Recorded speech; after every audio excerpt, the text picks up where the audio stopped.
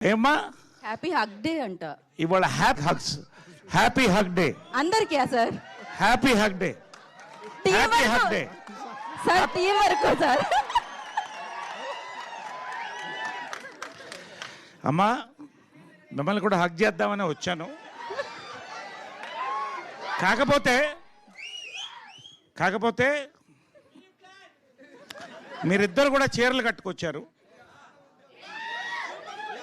కొన్ని సంఘటనల తర్వాత ఒక ఘటన తర్వాత చాలా మట్టుకు స్టేజ్ మీద చీరలే కట్టుకుంటున్నారు. కాబట్టి భారతీయ సంస్కృతి ప్రకారం మగవాళ్ళు ఆడవాళ్ళు హగ్ చేయకూడదు. కాబట్టి మీరిద్దరు హగ్ చేసుకోండమ్మా. హ్యాపీ హగ్ డే చెప్పండి. ఇది ఇక్కడి నుంచి చైన్ హగ్ ఇద్దాం అనుకున్నా కానీ అక్కడ గీతా భగత్ ఉంది.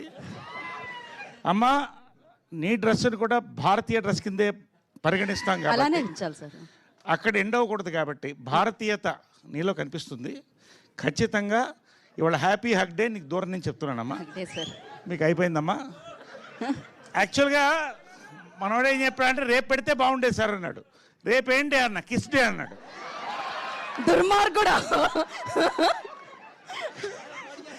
కాబట్టి ఇవాళ పెట్టడం మంచిదైంది.